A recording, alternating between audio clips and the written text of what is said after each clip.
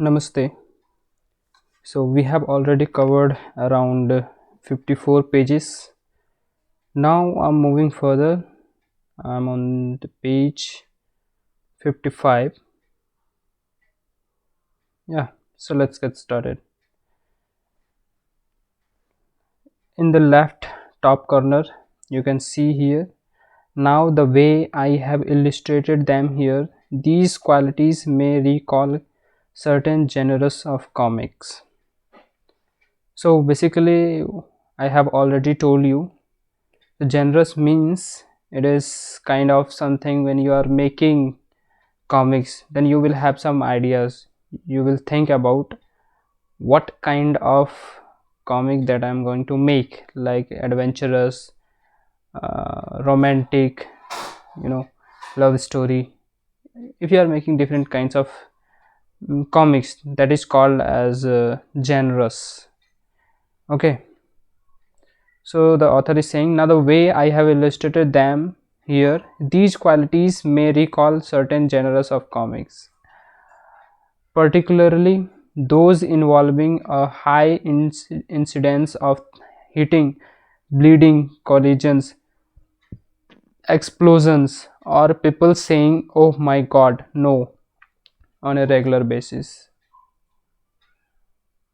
So yeah, it is cool, when you want to make something, a person is hitting someone, or if something is explosion, if there is happening some explosion, then how will you illustrate in your copy, in your comic, right?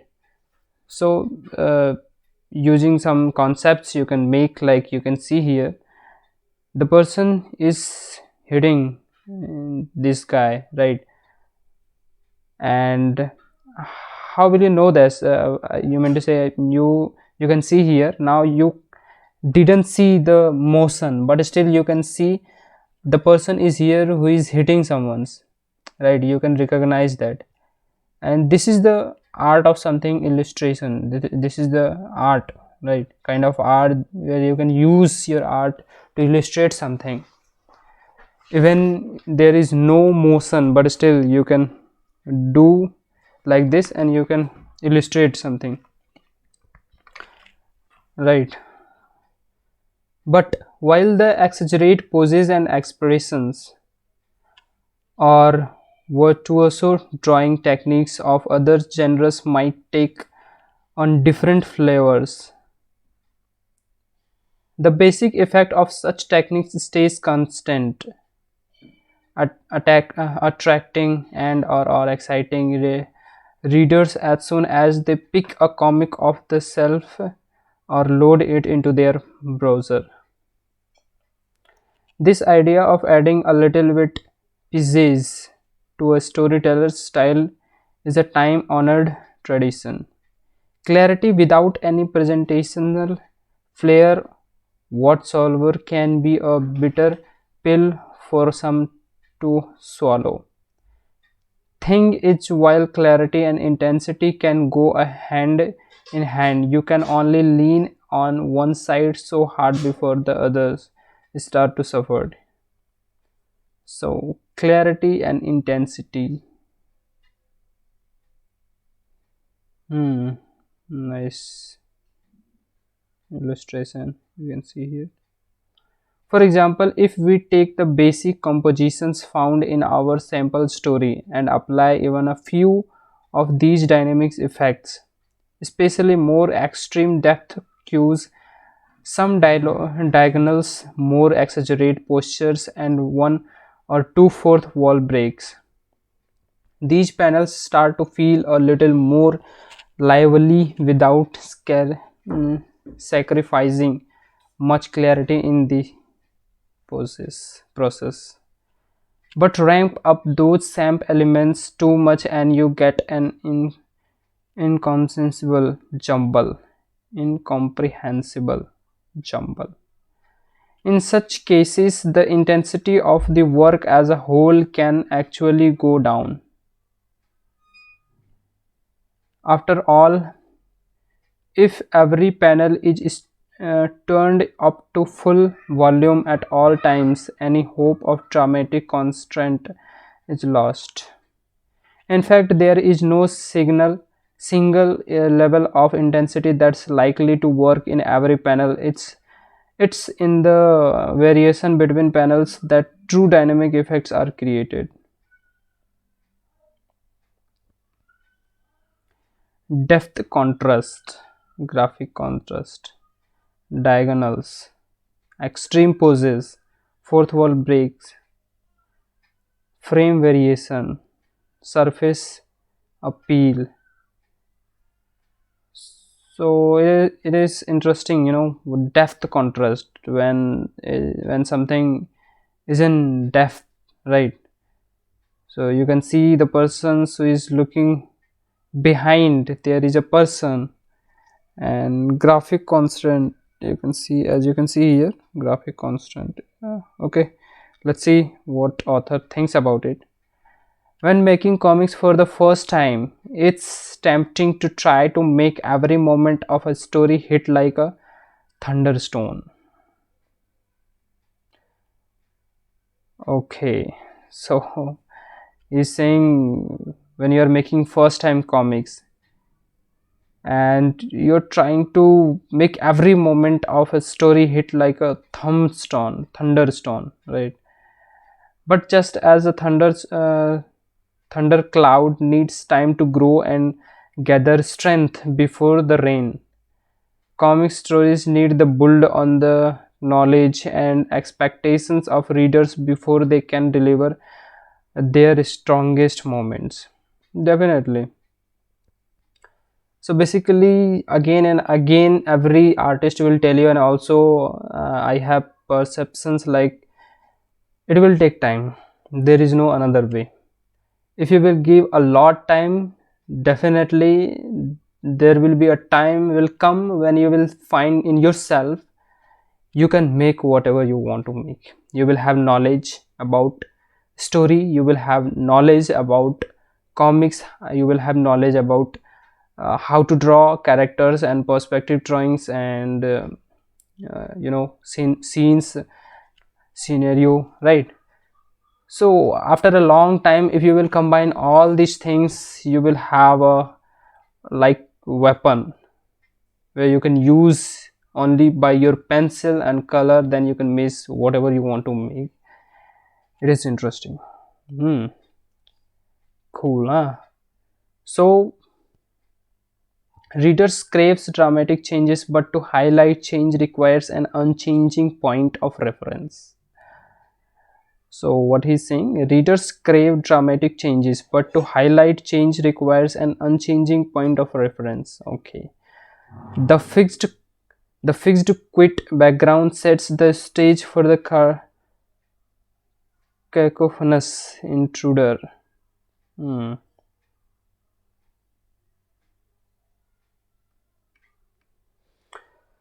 The fixed camera angle draws attention to the joke.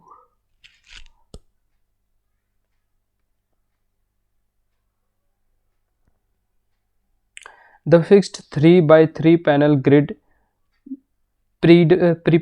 prepares for the impact of the full page panel.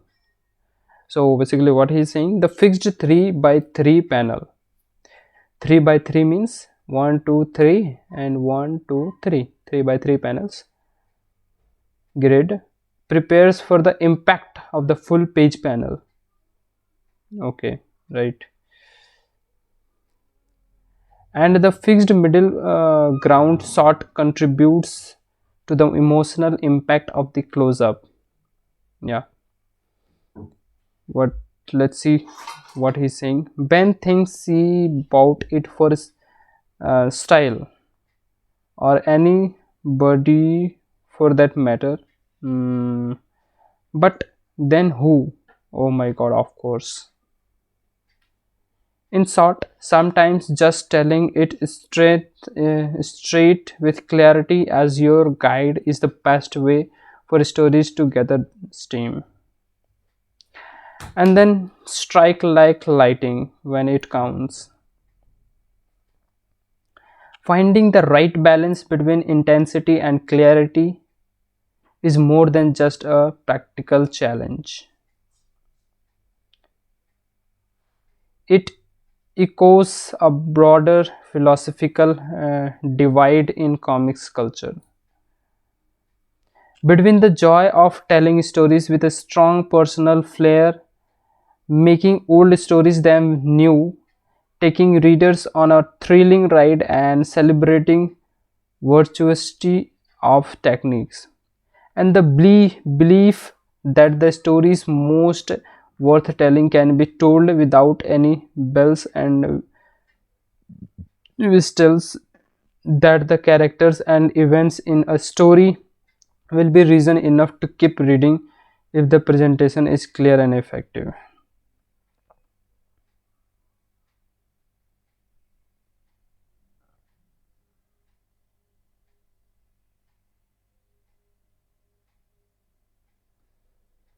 Comics has been plenty of great talents on both ends of the scale. There is no right choice. But whichever side you plan to learn toward, the principle of pure, clear storytelling should be your starting point. Two goals. You want readers to understand what you have to tell them, and you want them to care. Definitely, while making comics, you want to know. Actually, I want to know, and every person want to know that the readers to understand what you have to tell them, and you want to them to care. That means uh, you want to understand the story by the readers, right, easily, you know. So clarity is the path that leads to the goal of understanding moments frame. Okay, let's see what he's saying. Clarity is the path that leads to the goal of understanding. Definitely, you have to be clear in every moment, otherwise how will you convey your story, right? So you have to be clear in every moment, and you have to be clear uh, when you are choosing the moment. You have to be clear while you are choosing the frame, image, word, and flow, right? But there are two paths you can take to get your readers to care. One, release on the intensity of your presentation. Okay, not the point. One, release on the intensity of your presentation, while the other relies on the content of the story itself, the human beings that live within that story. Okay, the ideas expressed through them and between them. The ideas expressed through them and between them. So basically, if you have a two-person in your comic strip, and one person's have something idea and he want to convey something the other person, and if he is telling something, like he or she is telling something, so the idea should be clear, and also when the other person and the first persons, what is the connection between them should be clear, right? And the sensations of the world your story brings to life, and the sensations of the world your story brings to life. Take a break, maybe try some of the exercise listed in the following notes pages, then we'll see where the second path leads. Okay, now notes. Introduction, chapter 1, writing with the pictures. We have already, okay, I think we have covered the chapter 1, writing with the pictures. If you haven't, so check my last videos, not last videos, my earlier videos, and see all those videos. You will have some ideas about writing with the pictures chapter, about this chapter. It is interesting. Page 1, guessing what you want. Okay, I'm starting with some big assumptions here. The kind of comics I describe on page 1 isn't it the only kind out there. In fact, I'll talk about the very different goals some cartoonists have in chapter 6. But I do think this is the goal most of us start with, to tell a story that swallows the reader's whole, usually because that's the experience we had as readers that lead us to comics in the first place. Telling stories is why comics exists, and the drives to make those stories memorable, moving, and intoxicating is what gives comics its current shape, even if too many artists fall at that mission. It's like learning about sex when if making babies is the last thing on your mind. Understanding human sexuality still starts with the reproductive system. Page 2, panel 2, teaching myself. No joke, no joke. I'm planning a major graphic novel as my next big project, and creating this book has helped me prepare for it. I have a lot of bad habits to get rid of. Page 5. On my examples, this book is black and white, so most of my examples come from graphic novels, manga, of comic story strips which features reproducible black line art. Most web comics, superheroes comics, and classic European comics are in color and harder to reproduce, so you won't see as much of that work represented unless those subjects come up directly. It's not my personal reference, just keeping the examples as sharp and readable as possible. Most of these ideas should apply to all kinds of comics. That said, if I can pick a comic I admire to make a given point, I probably will.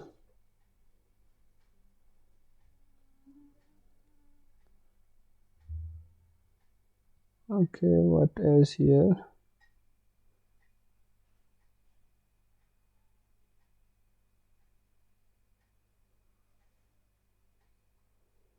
Page 19 to 25. Frames and genres. Choice of frame can differ from genres to genres. Superhero comics tends to feature contrasting distances, change of heights, and lots of diagonals to keep things looking dynamics. At least Will Eisner has. Oh, what the hell is written here? I don't know. Let it go. Since Kirby reinvented the genres, which we will discuss in chapter 6. Middle short bombs I and something is there.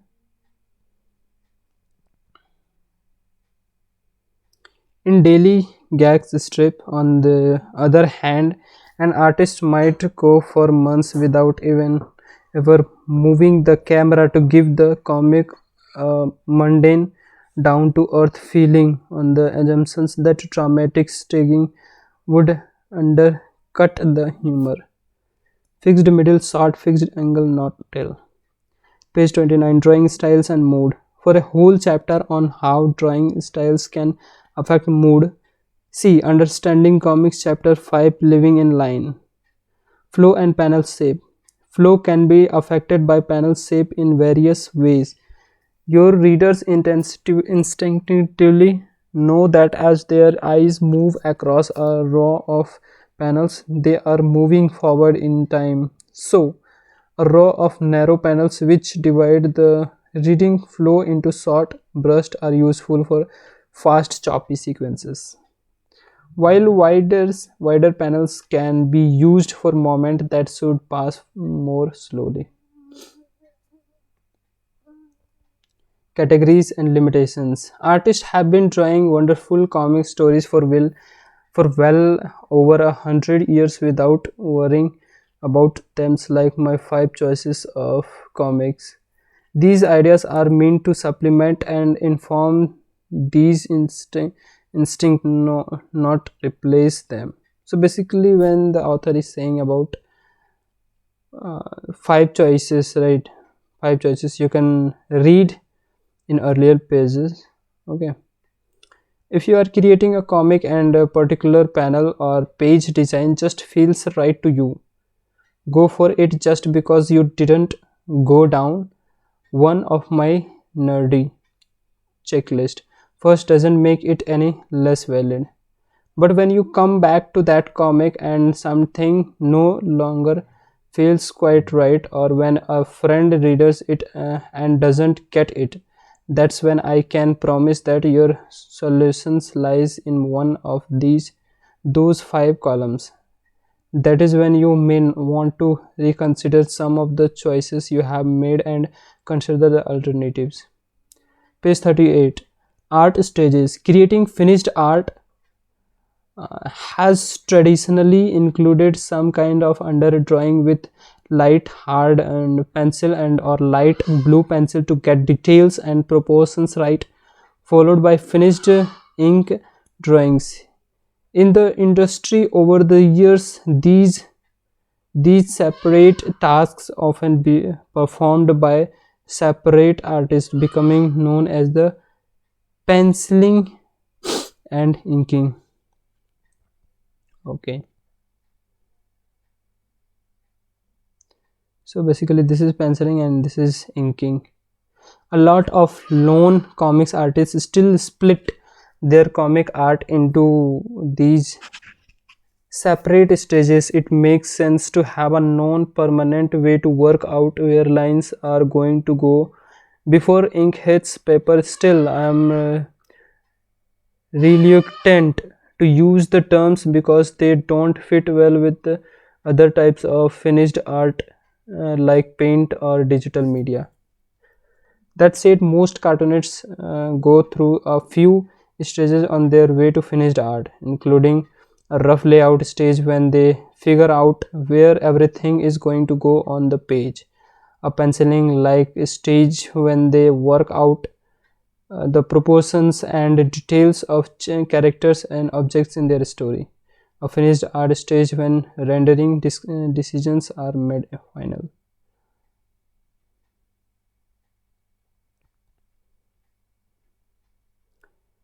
Page 46. Intensity boosters. Although these techniques are discussed here as a way to punch up the surface appeal of a work, there are also plenty of strength forward narrative uses, including extreme depth cues imply the extreme size of mass of character or object, tilted angles to reflect a character's sense of disorientation, or hyper rendering to show important details of an object. Okay, page 47, panel 7. Clarity without intensity. It's actually pretty interesting when cartoonists try darling down the intensity nearly all the way. Chester Brown's Low's Rail includes static characters postures, very few close-ups and some deliberately monotonous layout, but the dramatic events still pull the reader in. Hashtag 2. What is here? Let's see. Choice of moment or connecting the dots. Page 13 to 14.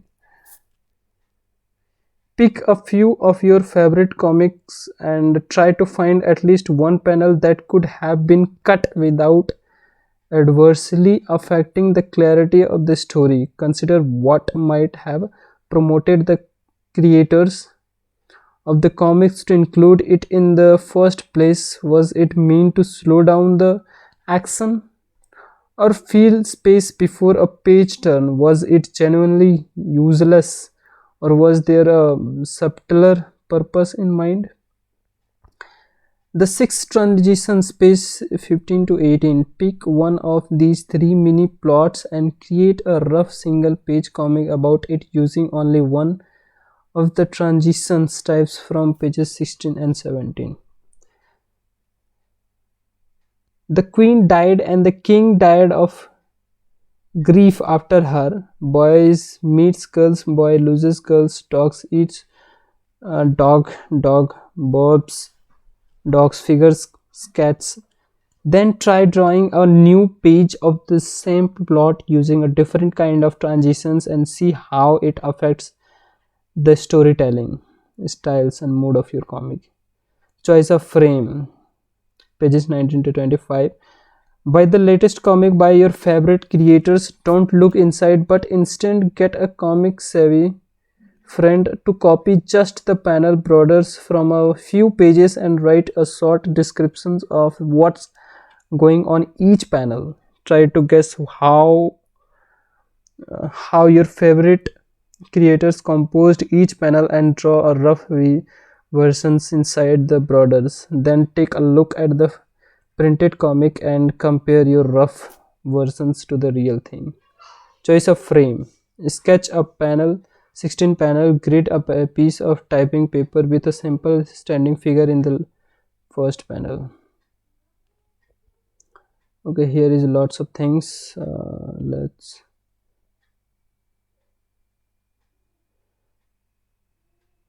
So basically we have already covered these topics. I was maybe the author had summarized this. You can read and you can move further. Okay, this is what we have already covered. Okay, again I will read. Let's see. Choice of image. Test your visual memory. Try making simple drawings of 5 complex items from memory. Examples of fire hydrant, your favorite skyscraper, a pair of scissors, a sneaker, a game controller. Then find the real thing of check the wave for photos, studies the differences, then draw the same item again from memory and see if you can capture them more effectively. Although drawing more memory is not as necessarily today as it was my generation, you can pretty much find a photos of anything online. Practicing it can help isolate the most important structural details of subjects that can jog readers' memories without overloading them with the unnecessary details.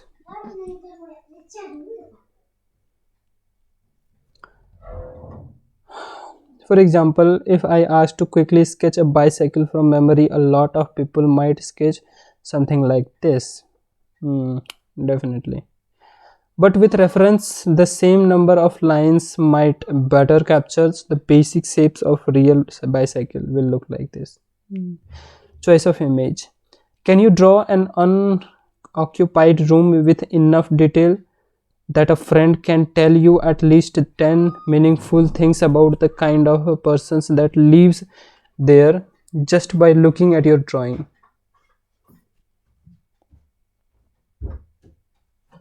Choice of flow. Find a comic or graphic novel with a lot of variations in frame size and shape. Pick at least the 10 pages and consider how you might arrange the same panel if you had to fit them onto the page of differently shaped book. Would some panels have to be added or subtracted? How does the few new layout affects turn off page moments? So thank you guys. I'm going to leave it. You can read by yourself. From tomorrow I will cover the chapter 2. For the time being, that's for the today's guys. So see you in the next video. Till then, bye. Thank you. Bye.